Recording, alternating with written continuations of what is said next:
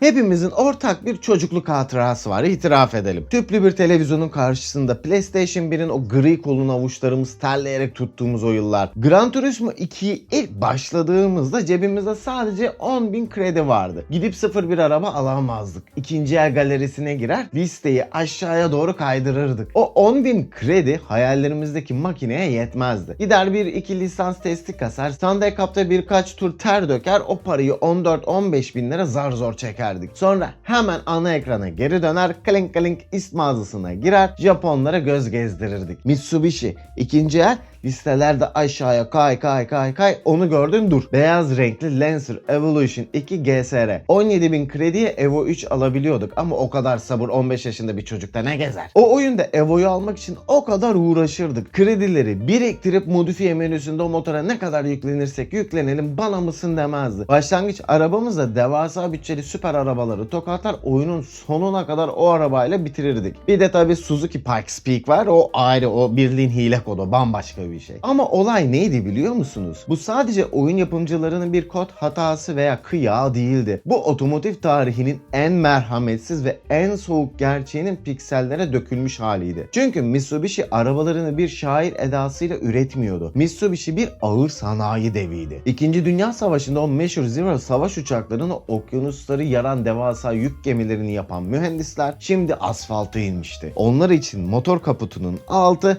bir sanat galerisi değil, matematiksel bir savaş alanıydı. Geçtiğimiz videoda Subaru'nun efsanevi Boxer motorunu konuşmuştuk, hatırlarsınız. Boxer narin bir şaheserdi, ilgi isterdi. Doğru yağ, doğru zaman ve asker disiplini beklerdi. Eğer ona o şefkati vermezseniz size o meşhur 4. silindir dramını yaşatırdı. Lancer Evolution o hikayenin tam zıttıdır. Eğer Subaru garajında arabasıyla bağ kuran adamların tercihi ise Evo duygulara yer bırakmayan, sadece kazanmaya programlanmış soğuk bir silahtı. Dert çekmez, çektirirdi. Bugün o 10.000 kredilik sanal efsanenin nasıl ralli parkurlarının en vahşi katiline dönüştüğünü ve efsanevi 4G63 motorunun o kırılamaz inadını konuşacağız. Çayınızı, kahvenizi koyun, hadi başlayalım.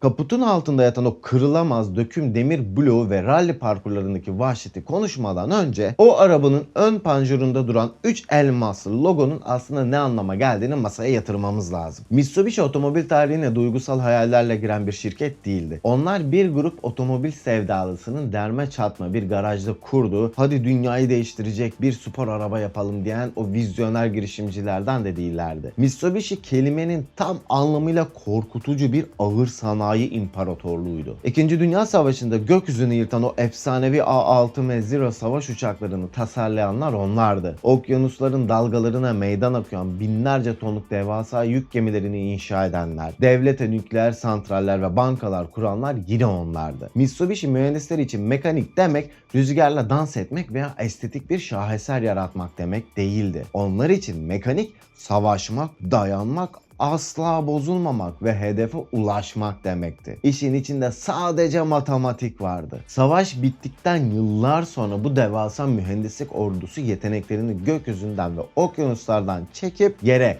yani asfalta indirmek zorunda kaldı. Japonya yeniden inşa ediliyordu ve insanların ucuz, dayanıklı, pratik otomobillere ihtiyacı vardı. Takvimler 1973 yılını gösterdiğinde dünya derin bir petrol krizinin tam ortasına düşmüştü. Yakıt fiyatları fırlamış, Amerikan V8'leri can çekişmeye başlamıştı. Tam bu kaosun ortasında Mitsubishi Motors piyasaya küçücük, incecik lastikleri olan son derece masum bir otomobil sürdü. Birinci nesil Mitsubishi Lancer, namı diğer A70 kasası. Bu araba tasarlandığı ilk gün bir evrim falan değildi. Lancer kelimenin tam anlamıyla uysal, tam bir memur arabasıydı. Kaputunun altında 1.2 litrelik karbüratörlü, kendi halinde 70 beygir güç üreten minicik bir motor vardı. Amacı kravatlı Japon memurlarını sabah işe götürmek, hafta sonları da aileyi gezmeye götürmekti. Arkada makaslı süspansiyonları olan donanım fakiri, kimsenin dönüp ikinci kez bakmayacağı, rüzgarda bile sarsılan teneke bir kutu gibiydi. O yıllar 90'larda bayiye gidip bu masum Lancer'ı satın alan bir aile babasına senin bu arabanın torunları 20 yıl sonra dağ yollarında Porsche'ları kovalayacak, dünya rally şampiyonasında rakiplerine psikolojik terör estirecek deseydiniz size muhtemelen deli gözüyle bakardı. Ama ağır sanayi devinin genlerinde o savaşçı ruh vardı bir kere. Bunu gizleyemezlerdi. Lancer ne kadar masum görünürse görünsün, Mitsubishi mühendisleri onu o kadar sağlam bir şasiyle ve o kadar kırılmaz bir temel mimariyle üretmişti ki bu küçük memur arabası piyasaya çıktığı ilk yıllarda Safari Rallisi gibi dünyanın en araba kıran, en tavizsiz rally organizasyonlarına katılıp kupalar kaldırmaya başladı. Arabanın gücü yoktu evet, ama hafifliği ve tank gibi sağlamlığı sayesinde çöllerde rakipleri dökülürken o yola devam ediyordu. Bu Mitsubishi'nin o küçük sedan kasasında yatan şeytani potansiyeli gördüğü ilk andı. Lancer sağlam bir temeldi. Sadece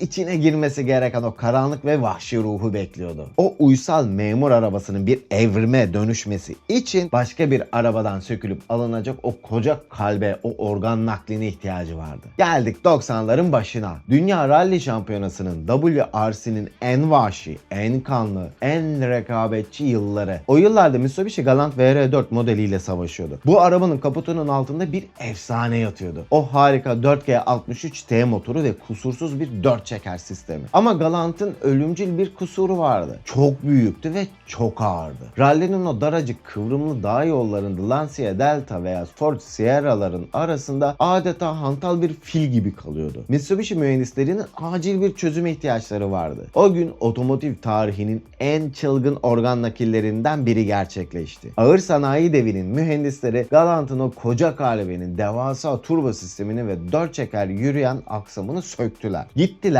az önce bahsettiğimiz o en hafif, en sıradan insanların markete gitmek için kullandığı uysal Lancer kasasını aldılar ve tüm bunları o küçücük bedene zorla sokuşturdular. Sonra bu devasa gücü kaldırabilsin diye o mülayim Lancer şasisine yüzlerce noktadan ekstra kaynak attılar. Gövdeyi esnememesi için kas katı bir hale getirdiler. WRC homologasyon kuralları gereği yarışacakları arabanın yol versiyonundan da 2500 adet satmak zorundaydılar. Lancer Evolution yani Evrim o ameliyat masasında bu kural zorunluluğundan doğdu. Üstelik o 2500 araba sadece 3 gün içinde yok sattı. Sonra alelacele bir 2500 daha yaptılar. Evo'yu bu noktaya taşıyan gerçek cevher o kaputun altındaki yürekti. Yani 4G63T. Subaru'nun Boxer motoru alüminyumdan yapılmıştı. Hafifti, ağırlık merkezini aşağıya çekerdi, harikaydı. Ama tam bir sanat eseriydi. Yani dikkatli davranmak gerekiyordu. 4G63 ise tam bir balyozdu. Çünkü bu motorun bloğu saf döküm demirden üretilmişti. Tamam, çok ağır olurdu. Arabanın burnunu hantallaştırırdı. Ama ağır sanayi devinin bildiği,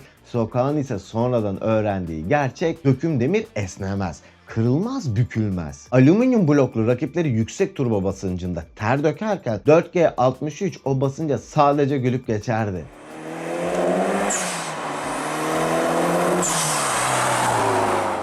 Fabrikadan çıkan o motorun içini hiç açmadan sadece dışarıdan büyük bir turbo takıp 600-700 beygirlere ulaşabilirdiniz.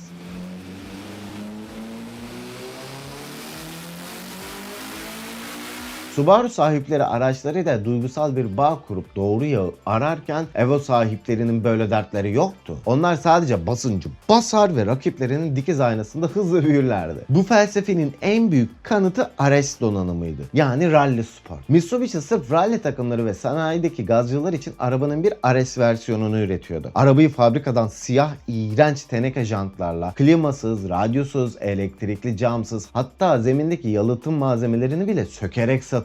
Mühendislerin mantığı buz gibiydi. Bu arabayı alan adam zaten rally yapacak veya sokağa çıkıp yarışacak. Alır almaz o orijinal alaşım jantları çöpe atıp yerine yarış jantı takacak. İçini sökecek. Madem çöpe atacaklar, neden onlara jant parası ödetelim dediler. Mitsubishi buydu. Dümdüz bir matematik. 90'larda Japonya'da markalar kendi aralarında artan kazaları önlemek için yazılı olmayan o meşhur centilmenlik anlaşmasını yaptı. Hiçbir araba 276 beygiri geçmeyecekti. Mitsubishi de bıyık altından gülümseyip kataloglara Evo 276 beygirdir yazdı. Gerçi bunu o zamanlar birçok model yapıyordu. Supra, Skyline hepsi. Mitsubishi'nin bu katalog rakamı da külliyen yalandı. O arabaları fabrikadan çıkar çıkmaz dyno'ya bağladığınızda 300-320 beygir güç veriyordu. centilmenlik anlaşması kurallarını kağıt üzerinde kabul etmiş gibi görünüp kaputun altında rakiplerini yok etmek için gizlice yasaklı silahlar üretiyorlardı. Çünkü Evo bir araba değil, sınırları yıkmak için doğmuş bir anarşistti.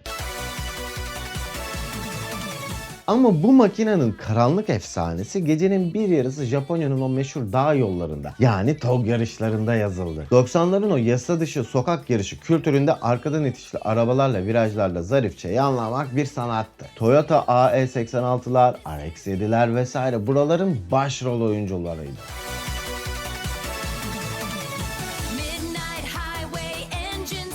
Ta ki dağ yollarına o koca kanatlı makina ve ezeli rakibi çıkana kadar. Evo sokağa indiğinde dağ yollarındaki o zarif dans bitti ve yerini buz gibi bir fizik kuralı aldı. Bu arabanın ne kadar soğukkanlı bir katil olduğunu en iyi özetleyen şey anime serisi Initial D'de gizli. Başrol Takumi Fujiwara o mütevazi AE86'sıyla dağ yollarında herkesi tokatlayan genç, hatta çocuk yaşta safi bir yetenektir. Ta ki karşısına Emperor takımının kaptanı Kyoichi Sudo ve onun simsiyah Lancer Evo 3'ü çıkana kadar. Kyoichi'nin Evo'sunda o meşhur anti-lag misfiring sistemi vardı. Ayak gazdan çekildiğinde bile egzozda patlamalar yaratarak turboyu dolu tutan o korkunç sistem. Kyoichi o canavarla Takumi'nin arkasına yapıştığında ona bildiğin psikolojik bir terör uyguluyordu. Evo'nun o bitmek tükenmek bilmeyen gücü Takumi'yi kendi sınırlarının ötesine itti. Zavallı AE86'nın o emektar motoru devir saatini sonuna kadar zorladı ve sonunda o dağ yolunda patladı. Evo sadece rakiplerini geçmiyordu, onları kırıyordu. Ama bu canavarın sokağa ve popüler kültüre inişi sadece animelerle sınırlı kalmadı. Biz Batı dünyasının Evo ile Hızlı ve Öfkeli'de tanıştığını sanırız. Ama aslında 90'larda koca bir nesil bu arabayı Asya sinemasının efsanesiyle Jackie Chan'le tanıdı. Mitsubishi ve Jackie Chan arasında tam 30 yıl süren eşi benzeri görülmemiş bir anlaşma vardı. Mitsubishi ona istediği kadar araba veriyor, Jackie Chan de filmlerinde o arabaları dibine kadar zorluyordu. Mesela 1995 yapımı Thunderbolt filminde o sarı Evo 3'ün destansılığı. En güzel yarış filmlerinden biridir bu arada ve şiddetle tavsiyedir. Bu filmi cidden seviyorum, o yüzden biraz açayım bu filmi. Şimdi şöyle ki, filmde Jackie Chan otomobil fabrikasında test pilotluğu yapan, aynı zamanda küçük bir tamirhanesi olan elinden her iş gelen bir sanayi ustasıdır. Karşısında ise Cougar adında simsiyah bir Nissan Skyline GT-R R32 ile yollarda terör estiren psikopat bir sokak yarışçısı vardır. Cougar, Jackie'nin kız kardeşlerini kaçırır ve onu Japonya'da ölümcül bir pist yarışına zorlar. Jackie'nin elinde yarışacak bir araba yoktur. O efsanevi sarı Lancer Evo 3'ü alır. Ve filmde öyle bir garaj sahnesi vardır ki resmen otomobil sanatıdır. O motorun toplanması, pistonların yerleştirilmesi. Jackie o arabayı dükkanında kendi elleriyle, teriyle ve yağıyla sıfırdan diriltir. Hatta arabayı test etmek istendiğinde polisler onun için yolu kapatır. Ve finalde İzleyin. Güvenin bana. Sadece Thunderbolt filminde değil bu arada. Who Am I filminde de o bembeyaz Evo 4'ün arkasında peşine takılan onlarca arabaya rağmen daracık sokaklarda adeta dans etmesi. Jackie Chan'in filmlerini izleyen her çocuk için Evo yenilmez bir süper kahramanın sadık yoldaşıydı. Jackie Chan'in başlattığı bu sinema efsanesi 2000'lerde okyanusu aşıp batıyı, yani Hollywood'u da esir aldı. Hızlı ve Öfkeli serisinde Paul Walker'ın ikinci filmdeki o fıstık yeşili Evo 7'si harikaydı. Ve tabii ki Tokyo Drift. Han, Sean'a drift yapmayı öğretmesi için o kırmızı Evo'yu vermişti. Ama o filmde otomobil tarihinin ve sinema tarihinin en komik yalanlarından biri yatıyordu. Evo dünyanın en kusursuz yol tutan 4 çeker arabalarından biridir. Doğası gereği o yollarda, o otoparkta o kadar uzun ve açılı bir drift yapması imkansızdı. Peki Hollywood ne yaptı? O sahneleri çekebilmek için arabanın ön akslarını komple söktüler. Orta diferansiyeli körlediler ve Evo'yu kelimenin tam anlamıyla arkadan itişli bir drift arabasına çevirdiler. Lancer Evo'nun asıl gücü buydu. İsterseniz onu dağ yollarında bir mermiye, isterseniz Jackie Chan'in elinde bir süper kahramana, isterseniz de Hollywood setinde arkadan itişli bir drift makinesine çevirebilirdiniz. O bildiğin demirden bir tuvaldi.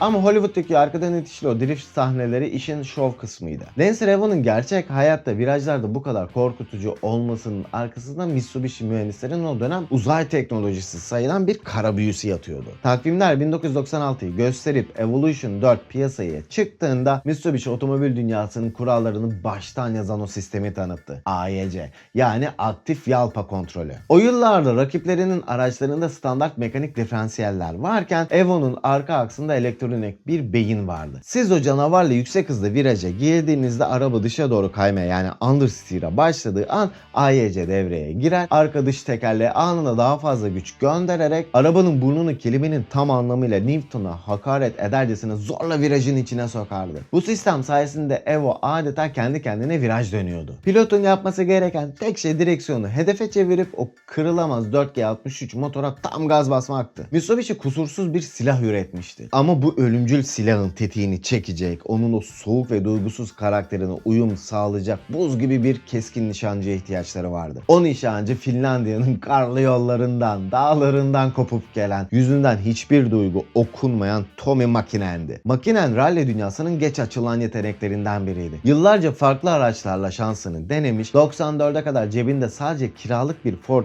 Escort ile kendi evinde aldığı tek bir WRC birinciliği olmuştu. O büyük tam zamanlı fabrika koltuğunu bir türlü bulamamıştı. Ta ki 1995'te Mitsubishi bu motorun ve mekaniğin anahtarını bu Finli'ye tam zamanlı teslim edene kadar. Mäkinen ve Lancer Evo otomobil tarihinde ender rastlanan bir simbiyoz yani ortak yaşam kurdular. Fabrikadaki o ağır sanayi mühendisleriyle oturup arabanın diferansiyelinden süspansiyonuna kadar her vidasına yön verdi. Makineyi kendinin bir uzantısı haline getirdi. Sonrası malum, otomotiv tarihinin en büyük, en ağır dominasyonlarından biri. 1996, 1997, 1998, 1999 tam 4 yıl üst üste dünya rally şampiyonu oldu. Daha önce konuştuğumuz o Subaru rekabetinin zirvesi tam da burasıydı. Colin McRae boxer motorlu Subaru'suyla parkurlarda seyirciyi coşturup şüphedeysen tapa gaz felsefesiyle limitleri aşar, arabayı sık sık fiziksel sınırların ötesine itip kırardı. Subaru'nun dramı oradaydı. Ama Tommi Mäkinen'in Evo'su farklıydı. O makine kırılmazdı. Mäkinen Evo'yu vahşice sağa sola fırlatmaz, AYC'nin arkayı itmesine izin vererek soğuk, hesaplı ve mekanik bir saat gibi tıkır tıkır işlerdi. O araba McRae'nin Subaru'suna karşı verilen savaşta istikrarın ve kırılamaz motorun zaferiydi. Bu 4 yıllık şanlı efsane otomobil tarihine adını altın harflerle yazdıran o meşhur versiyonla taçlandı. Evo 6 Tommi Mäkinen Edition. Bugün koleksiyonerlerin garajlarında milyonlar eden, bizlere ah be dedirten o asimetrik tamponlu kırmızı makina, sanayinin o soğuk bloğunun bir adamın ellerinin nasıl bir şaheser dönüştüğünün en büyük kanıtıydı. Dağ yollarını, anime dünyasını, Hollywood setlerini ve dünya rally şampiyonasını fethettikten sonra Lancer Evo için geriye kanıtlanacak tek bir şey kalmıştı. Dünyanın en zenginlerini, o milyon dolarlık süper arabaları kendi oyunlarında rezil etmek. Mitsubishi Japonya'daki o meşhur 276 beygir centilmenlik anlaşmasına kağıt üzerinde sadık kalsa da sınırların dışına çıktığında tam bir anarşistti. Özellikle İngiltere pazarında Mitsubishi UK Rally Art mühendisleri o kırılamaz 4G63 bloğunun sınırlarını fabrikasyon olarak zorlamaya karar verdiler. Ve ortaya İngilizlerin aklını başından alan o efsanevi harfler çıktı. FQ serisi. Mitsubishi resmi kataloglarda FQ300, FQ360, FQ400 gibi modeller piyasaya sürdü. Şirket bu FQ harflerinin ne anlama geldiğini hiçbir zaman resmi olarak açıklamadı. Devlet memurlarına veya basına frequent qualifier yani sık sık sıralamaya giren gibi komik ve uydurma şeyler söylediler. Ama dünyadaki bütün gazcılar, sanayideki bütün ustalar ve bütün otomobil dergileri o FQ'nun gerçekten ne anlama geldiğini çok iyi biliyorlardı. Freaking quick yani eski televizyon Türkçesiyle lanet olası kadar hızlı. Bu arabalar gerçekten de isimlerinin hakkını dibine kadar veriyordu. FQ400 o 2 litrelik küçücük motordan fabrikasyon tam 405 beygir güç çıkarıyordu. Ve bu lanet olası kadar hızlı arabanın ne kadar hedefine odaklı bir katil olduğunu dünyanın en meşhur otomobil programı Top Gear milyonlarca izleyicinin önünde kanıtladı. O yemyeşil İtalyan Lamborghini Murcielago'nun direksiyonunda profesyonel yarış pilotu British Touring Car şampiyonu James Kay var. Pistte saniyeler kazanmaya can havliyle kaçmaya çalışıyor. Ama Evo FQ400'ün direksiyonundaki Jeremy Clarkson o koca V12'nin ensesinden bir saniye bile ayrılmıyor. Clarkson Evo'nun içinde o kadar rahat ki kameraya dönüp formda genç bir yarış pilotu bir süper otomobil kullanıyor ama 4 kapılı bir sedan kullanan şişman bir adamdan uzaklaşamıyor diyor. Hatta yarıştan önce Clarkson denerken arabayı tek eliyle ve parmağıyla virajlara dönüyor. Sen kalk koskoca profesyonel yarış pilotu James Kay. Arkasındaki bir Japon aile sedanının psikolojik baskısına dayanama ve o meşhur Hammerhead virajında arabanın limitlerini aşıp spin at. Clarkson da gelip loser diye bağırıp yoluna devam ediyor. Lancer Evo'nun o motor ve elektronik AEC sisteminin Lamborghini'nin yarattığı asıl büyü buydu. O sadece bir ralli arabası değil, bir devrimciydi. Milyon dolarlar verip Ferrari'ler, Lamborghini'ler alan o zengin ve elit kesimin kabusuydu. Çünkü 2 litrelik bir aile sedanının usta bir pilotun elindeki Lamborghini'ye pistte spin attırması otomotiv dünyasında işlenen en büyük cinayetti. Velhasıl tabii ki her efsanenin bir sonu vardır. Ama bazı sonlar o efsanenin ruhunu ihanet gibi hissettirir. Mitsubishi Evolution harikasını tam 9 jenerasyon boyunca o kırılamaz döküm demir 4G63 bloğu etrafında inşa etti. Rallileri o blokla kazandı. Sokakları o blokla fethetti. Fakat takvimler 2007'yi gösterip Evolution 10 tanıtıldığında bir şeyler değişmişti. Kaputun altındaki o ağır sanayi balyozu emekliye ayrılmıştı. Yerine rakipleri gibi hafif, modern ve alüminyum bloklu yeni bir motor 4B11T gelmişti. Evo 10 hala inanılmaz hızlıydı. Yol tutuşu kusursuzdu. Çift kavramalı şanzımanıyla teknolojinin zirvesiydi. Ama o sanayide kaputu açtığında ustaların gözünü parlatan, içine dünyalara basabileceğiniz o kaba saba Terminator gitmiş, yerine takım elbise giymiş, hesap kitap yapan medeni bir beyaz yakalı gelmişti. Evo maalesef evcilleşmişti. Ve ardından o kaçınılmaz son geldi. Sıkılaşan emisyon kuralları, değişen tüketici alışkanlıkları ve elektrikli araçların ayak sesleri. İkinci Dünya Savaşı'nda savaş uçakları yapan, ralli parkurlarında rakiplerine psikolojik terör estiren o koskoca Mitsubishi kaynaklarını SUV'lere ve elektrikli araçlara kaydırma kararı aldı. 2016 yılında Final Edition serisiyle birlikte Lancer Evolution'un üretim bandı sonsuza dek durdu. Lancer Evo'nun arkasında bıraktığı miras otomobil tarihinin en dürüst ve en acımasız gerçeğidir. O hiçbir zaman romantik bir araba olmadı. Evo size sadece kazanmayı ve önünüze çıkan her şeyi ezip geçmeyi öğretti. Şimdi kulübün bugünlük kepenklerini indirirken o meşhur soruyu sorma vakti geldi. Siz hangi taraftasınız? Bir yanda o benzersiz gürültüsüyle yeri göğü inleten, en zorlu parkurlarda bile pes etmeyen ve size bir makineden fazlası bir yol arkadaşı olduğunu hissettiren Subaru Boxer efsanesi mi? Yoksa karşı tarafta duygusallığa yer bırakmayan, tek amacı asfaltı ve rakiplerini parçalamak olan o döküm demir Evo balyozu mu? Safkan bir karakter mi? Yoksa kusursuz bir mekanik güç mü? Eğer siz de benim gibi arabaları sadece 4 tekerleği olan, sizleri bir yerden bir yere götüren araçlar olarak görmüyor, onları isimleriyle anıyor ve gözleriniz parlayarak bakıyorsanız kulüpte yeriniz hazır. Eğer hikaye hoşunuza gittiyse de aşağıdaki beğeni butonuna basarsanız desteğinizi esirgememiş olursunuz. Ben Cenk. Haftaya yeni bir efsanede görüşmek üzere. Flat Out yaşamayı unutmayın. Kendinize çok iyi bakın.